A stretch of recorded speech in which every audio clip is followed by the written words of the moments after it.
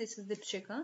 तो मैं आपको बता दूं कि here at Study Stream channel we are providing a crash course for commerce student, basically for economics, accounts and business studies. And ये एक फ्री ऑफ कॉस्ट है, ये जो कोर्स है, तो आप सब इसको ज्वाइन करो। And here I will make sure that you guys become so fluent with your concept that you score full marks at your board. And basically ये जो वीडियो है वो 12 के लिए बना रखा है मैंने।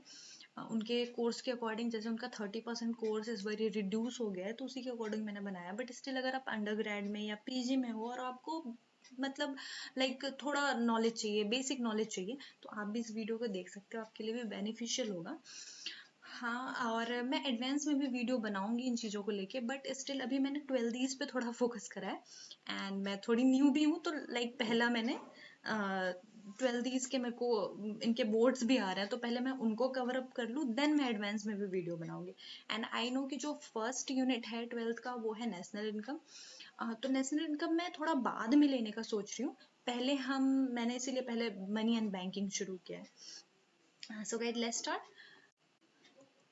तो हमारा जो पहला है कि व्हाट इज मनी, ठीक है। सो मनी क्या है? मनी एनीथिंग, मनी एक ऐसा फॉर्म है, एक एनीथिंग जो कि हम एक्सचेंज, मीडियम ऑफ एक्सचेंज है, जिसको हम इजीली एक्सचेंज कर सके किसी भी चीज़ों को लेके। जनरल एक्सेप्टेबल है जनरली चीज़ों के लिए, किसी भी चीज़ के लिए हमें एक फॉर्म, मतलब पहले क्या होता था, हमारे यहाँ बार्टर सिस्टम यूज होता था। अगर हमें वीट चाहिए तो हम क्या करते थे, जाते थे, और हमारे पास राइस है तो हम कहते थे मेरा राइस ले लो और मुझे वीट दे दो, मुझे लाइक इस तरह से होता था। बट अब क्या हो गया, अब हमारे पास ऐसा है कि एक एक्सेप्टेबल, जनरली एक्सेप्टेबल मीडियम है, जो हर बंदा, हर कोई एक्सेप्ट कर रहा है इस चीज को। मैं कुछ भी मुझे चाहिए, मैं जाऊंगी, पैसे दूंगी और मैं खरीद सकती हूँ, ठीक है। किसी भी स्टोर में जाऊंगी, मुझे कुछ लेना है, मैंने गई और मैंने मनी दिया, मैंने ले लिया, इस तरह से हो गया है। और पहले ये चीज नहीं था, पहले बार्टर सिस्टम था, तो नहीं हो पाता था हमसे ये चीजें, ठीक है। वेट गाइस, मैं पेन स्टार्ट कर लूं।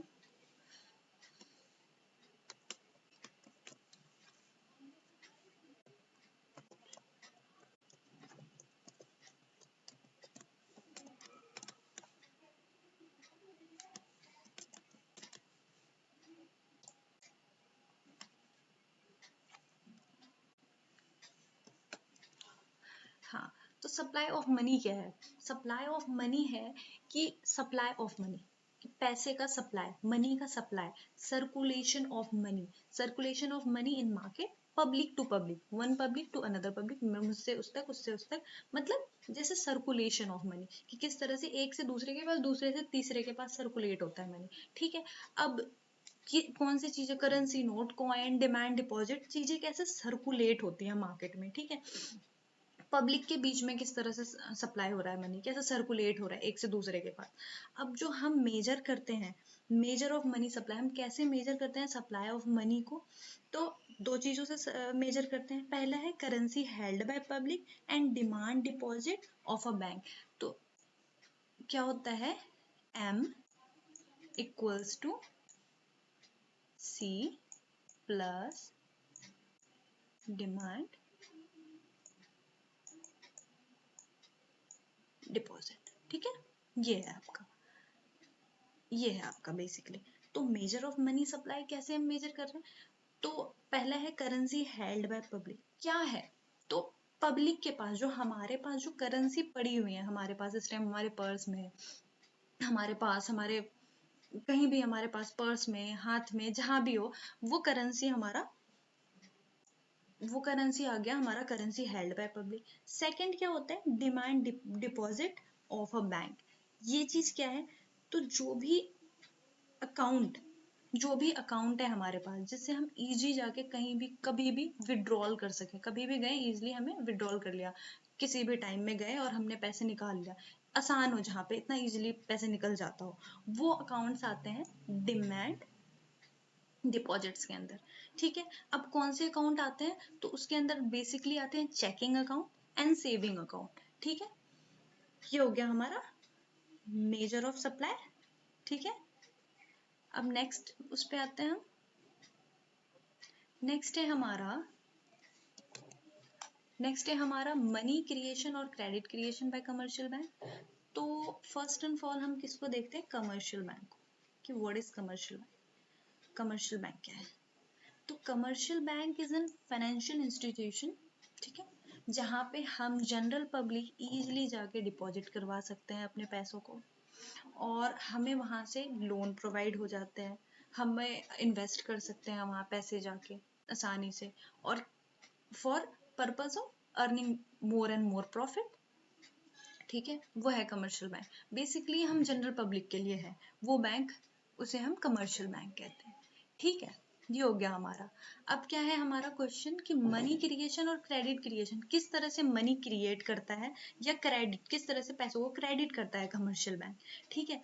बेसिकली ये दो चीजों से करता है। यहाँ पे देखो हमने यहाँ पे लिखा हुआ है कि वन पार्टी, यहाँ पे मैंने लिखा हुआ है one party to another party and certain rate of exchange, ठीक है, एक सर्टेन रेट ऑफ एक्सचेंज पे एक पार्टी से दूसरे पार्टी पे जाते हैं।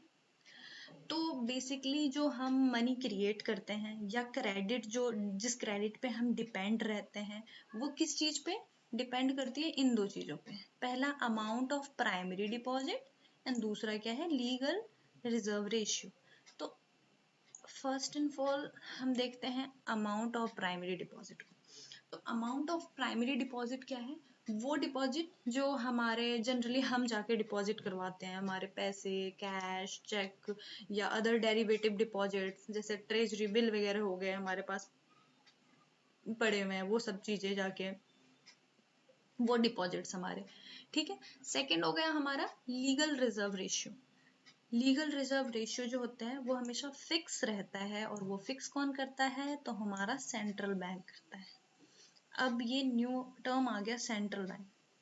तो वी ऑल नो दैट कि सेंट्रल बैंक हर एक कंट्री का अपना होता है, और हमारे जो कंट्री का सेंट्रल बैंक है उसका नाम है रिजर्व बैंक ऑफ इंडिया, ठीक है। अब जो सेंट्रल बैंक है वो इन चीजों को फिक्स करती है, जो चीजें क्रेडिट करता है पैसा कमर्शियल बैंक के अंदर या मनी क्रिएट करता है, ठीक है। अब वो कौन से टर्म है, वो ये चार टर्म है, cash reserve ratio, statutory liquidity ratio, repo rate and reverse repo rate, ठीक है। अब हम आते हैं क्या है आखिर कैश रिजर्व रेशियो, ठीक है। तो कैश रिजर्व रेशियो क्या है, cash reserve ratio is the share of banks total deposit that mandated by Reserve Bank of India to be maintain with latter in the form of liquid cash. क्या है इसका मतलब, let's take example, मैं commercial bank हूँ, ठीक है, ये commercial bank हूँ मैं, और ये है हमारा सेंट्रल बैंक, ठीक है, आरबीआई। आई नो कि ये समझ में आपको नहीं आ रहा होगा, बट मैं इसलिए बोल रही हूँ इतने अच्छे से, ये एक्चुअली मुझे लिखना नहीं होता इससे। ये कमर्शियल बैंक है हमारा, और ये है आरबीआई, ठीक है। अब कमर्शियल बैंक के अंडर जो डिपॉजिट है अभी पैसे, वो है 100, ठीक है, 100 हमारे पास डिपॉजिट है, ठीक है। हमारे डिपॉजिट का कुछ परसेंट हमें आरबीआई में जमा करके रखना पड़ता है, ठीक है, मेंटेन करके रखना पड़ता है, ये रूल है ये। और ये जो पैसे मेंटेन करना होता है कुछ परसेंट, वो परसेंट को कौन फिक्स करता है, वो है आरबीआई, हमारा सेंट्रल बैंक, ठीक है। इसी रेट को हम क्या कहते हैं, CRR, कैश रिजर्व रेशियो।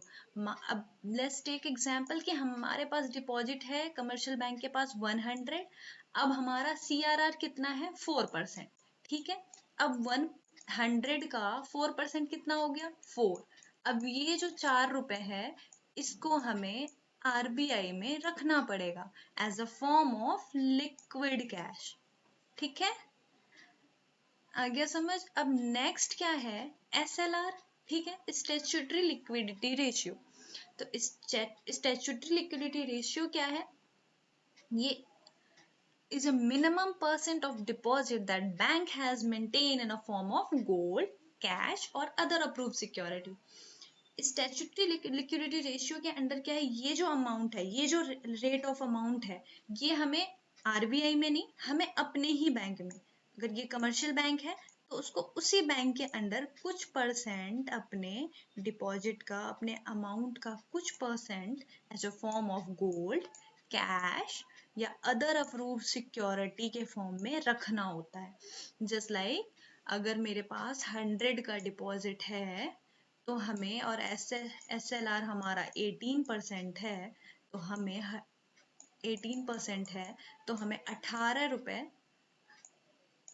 रखना पड़ेगा मेंटेन करके इन द फॉर्म ऑफ SLR।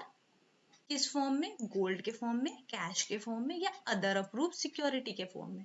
कौन से सिक्योरिटी? जो ओपन मार्केट सिक्योरिटीज होते हैं। ठीक, अब क्या हो गया हमारा? थर्ड हो गया रेपो रेट। रेपो रेट कौन से रेट होते हैं? रेपो रेट हमारा वो रेट है जिसपे कमर्शियल बैंक बोरो करती है मनी सेंट्रल बैंक से। ठीक है, अब ये है हमारा कमर्शियल बैंक, ये है हमारा कमर्शियल बैंक, ये है हमारा सेंट्रल बैंक आरबीआई। ठीक है, ठीक है, ये रहा कमर्शियल बैंक। ठीक है, ये मैं कमर्शियल बैंक हूँ, मैं गई आरबीआई के पास, मैंने कहा कि मुझे लोन चाहिए, मुझे कुछ मनी चाहिए, कुछ पैसे चाहिए आपसे, आप मुझे कुछ पैसे दे दो। ठीक है, तो आरबीआई कहती है ठीक है मैं दे रहा हूँ पैसे, कोई दिक्कत नहीं है, लेकिन मुझे हर मंथ एक इंटरेस्ट चाहिए, रेट ऑफ इंटरेस्ट चाहिए उस अमाउंट पे जो तुम लेकर जाओगे मुझसे। ठीक है, इंटरेस्ट चाहिए। ठीक है, अब इस इंटरेस्ट को कौन लगाता है? आरबीआई, वही फिक्स करता है इंटरेस्ट को। हाँ भाई कितना इंटरेस्ट होगा? जस्ट टेक एग्जाम्पल कि हाँ रेपो रेट हमारा इस टाइम 4% है। ठीक है, अब हमने उनसे मनी 1000 रुपए मैंने उनसे बोरो करा आरबीआई से, कमर्शियल बैंक हूं मैं, अब मैंने 1000 रुपए लिया तो मुझे उस पर 4% इंटरेस्ट देना पड़ेगा।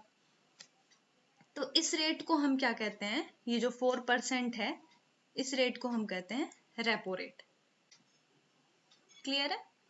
अब नेक्स्ट है हमारा reverse repo rate. Reverse repo rate समझ में आ रहा है सुनने में ही कि रिवर्स रेपो रेट का उल्टा, रेपो रेट का उल्टा रिवर्स रेपो रेट। अब रिवर्स रेपो रेट के अंदर क्या होता है कि इसके अंदर ये होता है कि हमारे पास कमर्शियल बैंक हूं मैं, अब मेरे पास ना सरप्लस मनी आ गई है, मेरे पास एक्स्ट्रा मनी आ गया है, मेरे पास बहुत मनी है, पैसे ज्यादा है मेरे पास। ठीक है, मैं अमीर हो गई हूँ।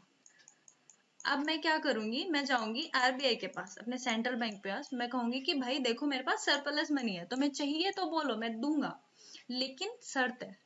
कहता है हाँ भाई बोल, तो मुझे कोई इंटरेस्ट दो उस पे, मैं क्यों तुम्हारे पास अपना मनी रखूंगा भाई जब तक तुम इंटरेस्ट नहीं दोगे। तो आरबीआई कहती है कि ठीक है भाई, मैं आपको आपके रिवर्स रेपो रेट आपको दूंगा आपके सरप्लस मनी पे, आप जो पैसे डिपॉजिट करवा के मेरे पास रखोगे उस पे मैं रिवर्स रेपो रेट दूंगा आपको। ठीक है, अगर मान लिया रिवर्स रेपो रेट 3% है तो वो हमें 1000 पे 3% का रिवर्स इंटरेस्ट रेट प्रोवाइड करेंगे। कौन करेगा provide? Central bank. Central bank कौन है? RBI, reserve Bank of India. ठीक है, ये क्लियर है?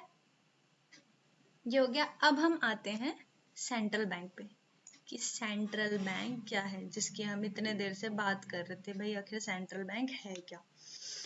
तो central bank manage all the commercial bank. First and foremost जो सेंट्रल बैंक है वो सारे कमर्शियल बैंक को मैनेज करता है। उसके अकाउंट होल्डर्स कौन है? कमर्शियल बैंक के अकाउंट होल्डर्स कौन है? जनरल पब्लिक, हम, मैं, आप। और सेंट्रल बैंक के अकाउंट होल्डर्स कौन है? तो सेंट्रल बैंक के अकाउंट होल्डर है हमारे कमर्शियल बैंक। ठीक है, हमारे कमर्शियल बैंक। आई नो ये बहुत ही गंदा मैं लिख रही हूँ हमारे। ठीक है, and it also control the rate of CRR, SLR, reverse repo rate. ये जितने भी रेट होते हैं इसको भी कौन कंट्रोल करता है? वो सेंट्रल बैंक ही कंट्रोल करता है। अगर मैं इजी लैंग्वेज में बोलूं तो bank of all bank, father of central bank को हम एक तरीके से फादर ऑफ ऑल बैंक कहते हैं, क्योंकि सारे ही बैंक को मैनेज कौन करता है, जितने भी कमर्शियल बैंक है उसको मैनेज करती है सेंट्रल बैंक। ठीक है, अब हम नेक्स्ट उस पर आ जाते हैं फंक्शंस ऑफ सेंट्रल बैंक। ठीक है, कौन कौन से फंक्शन है, एक्चुअली मैंने इसमें फंक्शंस बहुत हैं बट मैंने फंक्शंस 4 ही लिए हैं यहाँ पे, वो इसलिए क्योंकि मैंने जब सिलेबस देखा था 12th का तो उसमें 4 ही फंक्शन है, तो मैंने पहले ही कहा कि मैंने बेसिकली उनके लिए बनाई वीडियो, तो दैट्स वाई मैंने 4 को ही डाला है इसमें अभी फिलहाल। तो पहला क्या है, बैंक ऑफ इशू। ठीक है, the central bank is the bank of issue, it has monopoly of notes issue. क्या हुआ इसका मतलब, मोनोपोली का, फर्स्ट एंड फॉल मोनोपोली का मतलब क्या होता है, मोनोपोली मतलब we all know that railways, हम सबको पता है कि हम रेलवे हमारे इंडिया में मोनोपोली है। ऐसा तो नहीं है कि और भी कोई कोई प्राइवेट कंपनी है जहां से हाँ इस वाले से नहीं तो उस वाले से टिकट ले लेते हैं, ऐसा तो नहीं है कि हाँ मुझे पता है कि मैं कहीं से भी टिकट लूंगी तो प्राइस सेम रहेगी, फिक्स्ड रहती है प्राइस, क्योंकि रेलवे की मोनोपोली है, कोई दूसरा नहीं है, उसका कॉम्पिटिटर नहीं है, सेम है, एक ही है। तो यहाँ पे सेंट्रल बैंक के साथ क्या है, वो मोनोपोली है उसके अंडर, मतलब वन सेलर, एक ही सेल करने वाला और बहुत सारे बायर, वन सेलर है यहाँ पे, एक ही सेलर है, कौन है सेलर, सेंट्रल बैंक है। ठीक है, सेलर सच में ये सेल नहीं कर रहा है, मैं जस्ट एग्जांपल ले रही थी, मोनोपोली का मतलब क्या होता है, one seller and number of buyers, ये होता है मोनोपोली का मतलब। तो ठीक है, यहाँ पे क्या है कि नोट इशू करती है, कौन करती है, सेंट्रल बैंक करती है नोट इशू। ठीक है, और कोई नहीं करता। हाँ, लेकिन उसके साथ साथ जो गवर्नमेंट है, यहाँ पे जो कॉइन्स है हमारे, ये कॉइन्स जो होती हैं वो कौन इशू करता है, कौन मैन्युफैक्चर करता है, इशू नहीं, मैन्युफैक्चर कौन करता है, तो गवर्नमेंट करती है। ठीक है, कॉइन्स जो है, ये याद रखने वाली बात है कि कॉइन्स को कौन मैन्युफैक्चर करता है, गवर्नमेंट करती है, लेकिन उसके साथ साथ जो सर्कुलेट होता है, चाहे वट एवर वो कॉइन हो, वो नोट हो, उसको कौन करता है, सेंट्रल बैंक। दैट्स वाई हम कहते हैं बैंक ऑफ इशू। ठीक है, अब सेकंड है bankers to government. Bankers to government का क्या मतलब हुआ, तो बैंकर्स टू गवर्नमेंट का मतलब होता है it hold custody of cash balance of the government. ठीक है, ये गवर्नमेंट के भी कैश बैलेंस को कस्टडी करती है, रखती है अपने पास। ठीक है, and time to time give temporary loan to both central and state government. समझ में आया मैं क्या कह रही हूँ, मतलब क्या होता है कि बैंकर्स टू गवर्नमेंट इसलिए क्योंकि अगर उनके भी कस्टडी ऑफ मनी को कौन रखता है, हमारा सेंट्रल बैंक। ठीक है, और टाइम टू टाइम अगर उनको लोन चाहिए होता है तो वो भी प्रोवाइड करती है, वट एवर वो स्टेट गवर्नमेंट हो, वट एवर वो सेंट्रल गवर्नमेंट हो, कौन प्रोवाइड करती है, तो सेंट्रल बैंक। ठीक है, and also manage the debts operation of central government, जो भी डेप्ट्स ऑपरेशन होते हैं उनको भी मैनेज करती है, कौन करती है, सेंट्रल बैंक। ठीक है, यहाँ पे बहुत ही आसान मैंने बताया कि क्यों गवर्नमेंट का, कि गवर्नमेंट को भी अगर कई बार गवर्नमेंट को लोन चाहिए होती है, वो कहाँ से लेते हैं, वो जनरल, ये बैंक नॉर्मल हमारे जहाँ जनरल पब्लिक के लिए जो बैंक है, कमर्शियल बैंक, उनसे तो लेती नहीं है, तो इसीलिए उनको कहाँ जाना पड़ता है, उनको आरबीआई के पास जाना पड़ता है, सेंट्रल बैंक के पास जाना पड़ता है। तो अगर उनको टेम्पररी लोन चाहिए, कुछ भी चाहिए, तो सेंट्रल बैंक के पास जाती है, और दैट्स वाई हम उन्हें क्या कहते हैं, बैंकर्स टू गवर्नमेंट। ठीक है, अब नेक्स्ट स्लाइड, नेक्स्ट है बैंकर्स बैंक। हाँ, तो हम बैंकर्स बैंक क्यों कहते हैं, बैंकर्स बैंक मैंने पहले भी बताया कि कमर्शियल बैंक के जितने भी डिपॉजिट्स होते हैं या कमर्शियल बैंक को जो मैनेज करती है, कौन करती है, सेंट्रल बैंक करती है। ठीक है, ये मैंने पहले भी बता रखा है, तो ये तो आसान है आपके लिए कि बैंकर्स बैंक इसलिए क्योंकि सारे कमर्शियल बैंक का जो बैंक है कौन है, वो है सेंट्रल बैंक, मतलब एक तरीके का father of all bank, father of all bank. ठीक है, सब कुछ मैनेज किसको करना है, सेंट्रल बैंक को करना है, आरबीआई जो कहेगी वही करेगी बैंक, सारे बैंक को किनके रूल्स एंड रेगुलेशन मानने हैं, आरबीआई के मानने हैं भाई, तो ये फादर ऑफ ऑल बैंक हम कह सकते हैं आरबीआई को। ठीक है, उसके बाद फोर्थ क्या है, कंट्रोल ऑफ क्रेडिट। क्रेडिट, ठीक है, the central bank control the volume of credit and money supply in the country. ठीक है, क्रेडिट को कैसे, मनी सप्लाई को कैसे मैनेज करती है। जो भी चीजें, जैसे अगर मार्केट में ज्यादा मनी सप्लाई है, मार्केट में मनी ज्यादा हो गया, मार्केट में इन्फ्लेशन आ गया, मार्केट में डिफ्लेशन आ गया, मार्केट में डिप्रेशन आ गया, मार्केट में हाइपर इन्फ्लेशन आ गया, कुछ भी हुआ तो उसको कौन मैनेज करती है? सेंट्रल बैंक मैनेज करती है। सेंट्रल बैंक अगर मार्केट में सरप्लस मनी है तो उसको कैसे निकालेगी, वो सब कौन मैनेज करती है? Central bank. अगर मार्केट में डिफ्लेशन आ गया है तो मनी कैसे सप्लाई करना है, एक्स्ट्रा मनी कैसे सप्लाई करना है, वो सब कुछ जो कंट्रोल करती है वो कौन करती है? Central bank. ठीक है, ये हो गया हमारा लास्ट आज का topic.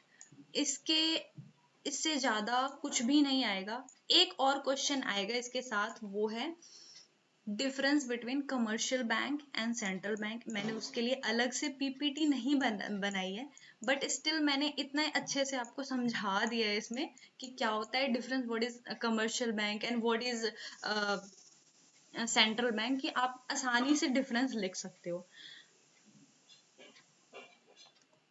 So thanks for watching guys, thank you so much.